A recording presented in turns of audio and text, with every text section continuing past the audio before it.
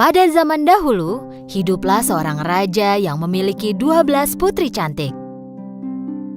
Kedua-belas putri ini tinggal bersama di kamar yang cantik dan besar. Raja melindungi putri-putrinya dengan sepenuh hatinya, dan saat waktunya tidur di malam hari, putri-putrinya tidak diizinkan keluar.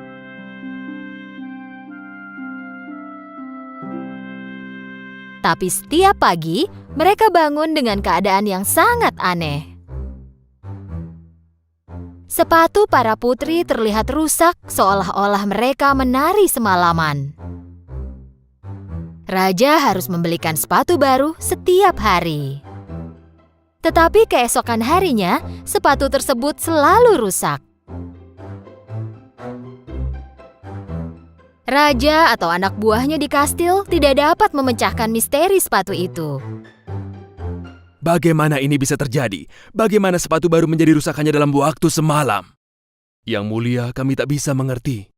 Akhirnya Raja berkata, Siapapun yang memecahkan misteri tentang sepatu putri-putriku dapat menikahi putri pilihannya, menjadi menantuku, dan akan menjadi raja setelah aku mati nanti.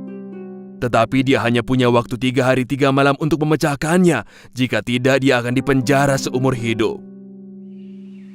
Banyak pemuda di kerajaan itu dan bahkan pangeran dari kerajaan lain datang ke kastil. Mereka menjaga pintu kamar 12 putri. Tetapi setelah beberapa hari, tak seorang pun yang dapat memecahkan misteri itu. Dan sepatu putri terus-menerus rusak dalam semalam. Akhirnya, seorang pemuda berhati baik ingin mencobanya.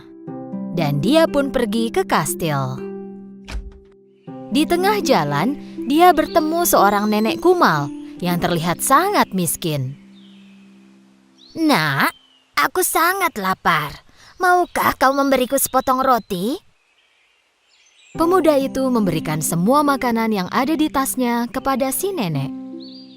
Sang nenek sangat senang karena pemuda sebelumnya yang ia jumpai tidak memberikan apa-apa. Nenek itu tahu bahwa pemuda ini berbeda dari pemuda lainnya.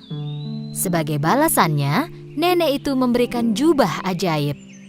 Ambillah jubah ajaib ini. Saat memakainya, kau akan jadi tidak terlihat. Jam 12 malam tepat, kenakan jubah itu supaya tidak terlihat dan masuklah ke kamar putri. Dengan begitu, kau dapat memecahkan misteri sepatu itu. Tapi hati-hati, jangan meminum apapun yang diberikan para putri kepadamu. Mereka memang putri-putri nakal. Pemuda itu mengambil jubah ajaib dan pergi ke kastil. Dan ketika tiba di kastil, dia menyampaikan tujuannya yaitu untuk memecahkan misteri sepatu. Hari pertama ketika dia berjaga di luar kamar putri, Putri Sulung keluar dengan segelas air limun. Kau pasti haus. Kami membuatkan air limun untukmu. Ayo minumlah. Pemuda itu lupa akan peringatan sang nenek lalu meminumnya. Tak lama kemudian dia pun mengantuk. Dia tertidur nyenyak sepanjang malam di kamar yang sudah disiapkan para putri untuknya.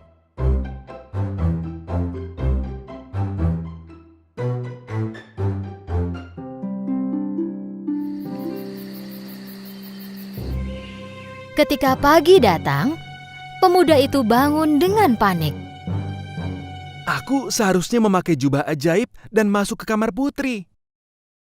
Pada malam kedua, pemuda itu berjaga lagi di depan kamar putri. Kali ini putri lainnya keluar dengan membawa segelas jus. Pemuda itu sangat haus ketika berjaga dan menunggu malam semakin larut. Tanpa berpikir, ia pun meminum semua jus yang diberikan kepadanya. Dan tentu saja, dia pun tertidur lagi. Keesokan paginya saat bangun, ia pun ingat pesan sang nenek. Hati-hati, jangan minum apapun yang diberikan putri kepadamu. Pasti ada obat tidur dalam minuman yang diberikan putri itu. Pada saat itu raja mendatangi sang pemuda. 2 hari berlalu dan kau masih belum memecahkan misteri sepatu itu. Jika kau gagal hari ini, kau akan dipenjara seumur hidupmu. Raja mengakhiri ucapannya lalu pergi. Pemuda itu harus memecahkan masalah sepatu itu hari ini. Malam itu, untuk terakhir kalinya, pemuda itu berjaga di depan pintu kamar putri. Kali ini putri bungsu keluar dengan membawa segelas jus jeruk. Tetapi sang pemuda sekarang sadar, dia mengambil gelasnya, mengucapkan terima kasih kepada putri. Dan ketika putri itu pergi, dia membuang jus jeruk itu ke pot di sampingnya. Kali ini dia berdiri tegak. Malam semakin larut dan tengah malam pun tiba. Pemuda itu memakai jubahnya dan dia segera menjadi tidak terlihat. Perlahan dia membuka pintu dan tidak percaya pada apa yang dia lihat. Semua putri mengenakan pakaian dansa tercantik mereka. Rambut tertata dan wajah dirias cantik sambil mengenakan sepatu baru. Coba lihat apakah pemuda di depan pintu itu sudah tidur? Salah seorang putri membuka pintu dan melihat keluar. Dan putri lainnya menempelkan telinganya ke dinding. Pada saat itu, sang pemuda tahu dia harus mengeluarkan suara mengorok.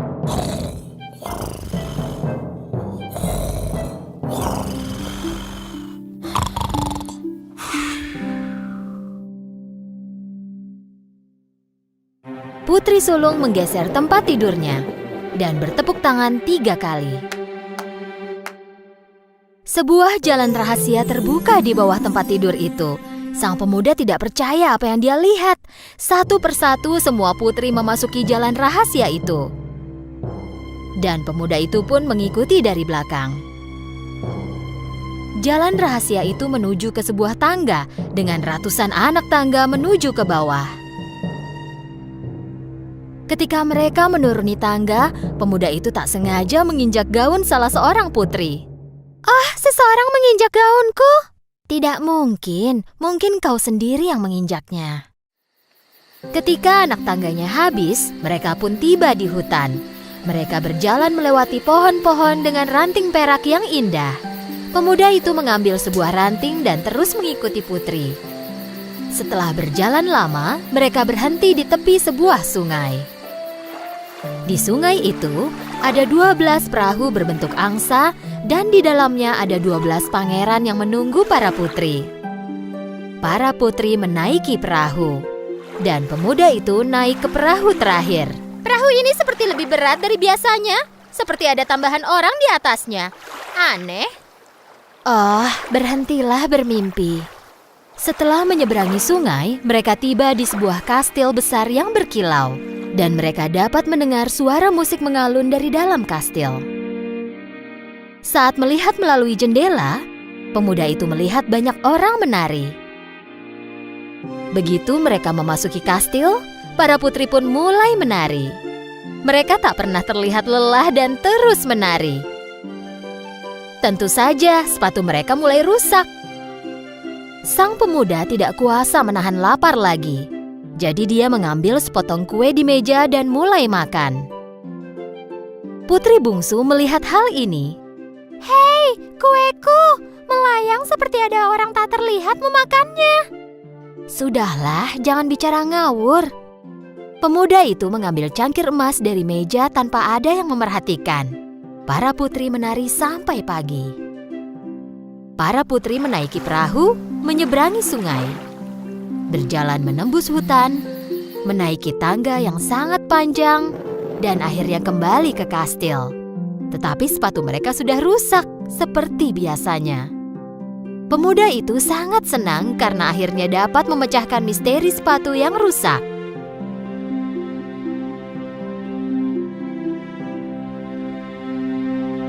Tak lama kemudian, raja mendatangi pemuda itu. Waktumu berakhir hari ini. Apa kau sudah memecahkan misteri sepatu itu? Ya, Yang Mulia. Dan pemuda itu menceritakan semuanya kepada raja. Raja awalnya tidak percaya. Tapi ketika pemuda itu menunjukkan ranting perak dari hutan dan cangkir emas dari kastil yang berkilau, raja tahu bahwa ceritanya itu benar. Dan raja menepati janjinya dan mengizinkan pemuda itu untuk menikahi salah seorang putrinya. Pemuda itu mengatakan bahwa ia ingin menikahi putri bungsu. Kedua-belas putri penari sangat tidak senang karena rahasia mereka terbongkar. Tetapi sang pemuda dan putri bungsu menikah dan hidup bahagia selamanya. Pada zaman dahulu, di negeri antah berantah, hiduplah seorang pangeran. Pangeran sudah waktunya untuk menikah, tetapi dia tidak menemukan putri untuk dinikahi. Dia berkeliling dunia untuk mencari putri calon istri. Semua putri dari kerajaan tetangga pun datang ke istana raja untuk bertemu sang pangeran. Tapi pangeran tidak menemukan putri yang tepat.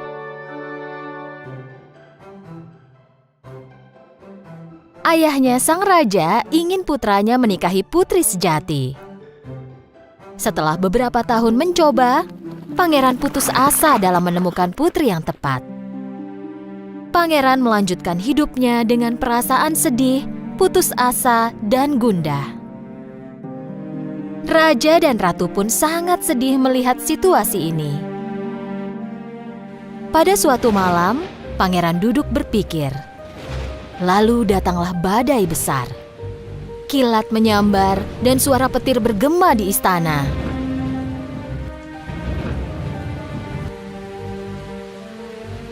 Pangeran tidak bisa tidur melihat kilat yang menyambar dari jendelanya. Tapi selain itu, dia terus memikirkan tentang putri yang akan menjadi calon istrinya. Di tengah-tengah suara berisik itu, salah seorang pelayan menyadari adanya suara ketukan di pintu. Pelayan membuka pintu dan melihat seorang gadis muda sedang menggigil dan basah kuyup.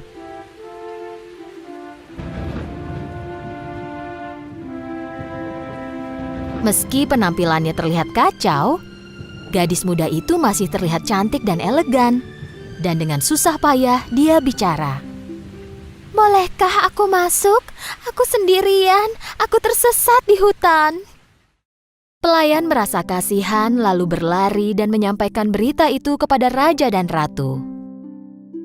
Kita tak boleh menolak pengunjung saat sudah larut begini.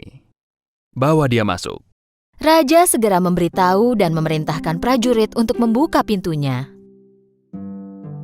Penjaga membawa gadis itu ke ruang tamu istana dan menempatkannya di depan perapian. Melihat pakaian gadis itu basah, ratu memerintahkan pelayan untuk membawakan pakaian yang pantas untuk gadis itu.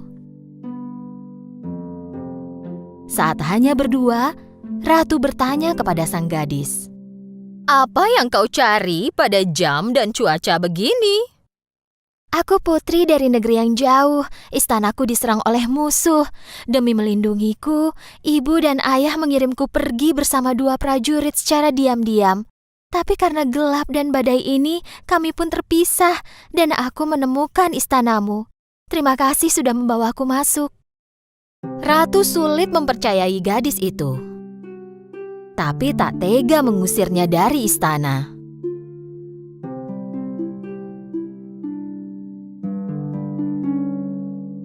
Pangeran penasaran ingin melihat siapa gadis misterius itu. Pangeran ingin bertemu dengannya. Pada saat itu, sang gadis mengenakan gaun yang diberikan ratu. Rambutnya sudah kering dan kini merasa kembali sebagai dirinya. Sekarang dia terlihat lebih elegan dan cantik. Ketika pangeran memasuki ruangan, dia tak percaya melihat betapa cantik dan elegannya sang gadis. Tapi dia masih ingin meyakinkan bahwa gadis itu benar-benar seorang putri. Ratu mengatakan dia akan menangani situasi tersebut dan mencari tahu apakah gadis itu putri sejati. Kita akan tahu malam ini apakah dia putri sejati. Pangeran dan putri berbincang-bincang hingga malam. Pangeran mulai menyukai sang gadis itu ketika semakin dia mengenalnya. Ratu menyiapkan kamar tamu untuk sang gadis. dan menaruh sebutir kacang polong di bawah 7 kasur yang ditumpuk. Gadis itu tidur di tempat tidur aneh yang sudah disiapkan untuknya.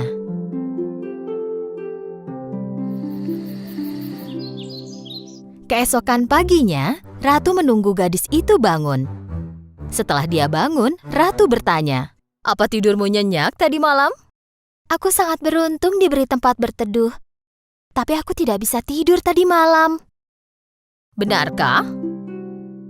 Aneh, kenapa bisa begitu? Badanku sakit, punggungku sakit. Sepertinya tadi malam aku tidur di atas sesuatu yang sangat keras. Inilah jawaban yang dinantikan oleh sang ratu. Dia tahu bahwa hanya putri sejati yang bisa merasakan ketidaknyamanan dari tempat tidur berlapis 7 kasur itu. Ratu mendatangi pangeran dan menjelaskan semua yang terjadi. Setelah mendengarnya dan akhirnya tahu bahwa gadis itu adalah putri sejati, pangeran sangat senang. Pangeran memberitahu raja bahwa dia ingin menikahi sang putri. Raja pun menyetujui permintaan putranya untuk menikahi sang putri. Pangeran meminta putri untuk tinggal di istananya beberapa hari lagi sampai perang di kerajaannya berakhir. Bahkan, raja mengirim pasukannya untuk menolong kerajaan sang putri. Tak lama kemudian, pangeran melamar sang putri. Maukah kau menikah denganku, Putri? Putri menjawab ya. Dan mereka pun hidup bahagia selamanya. Malam itu, pangeran menaruh kacang polong itu dalam kotak kaca dan memajangnya di sudut terbaik istana. Selama beberapa tahun, kacang polong itu dikunjungi orang-orang yang percaya pada cinta sejati. Kisah pangeran dan putri ini diceritakan selama bertahun-tahun kemudian.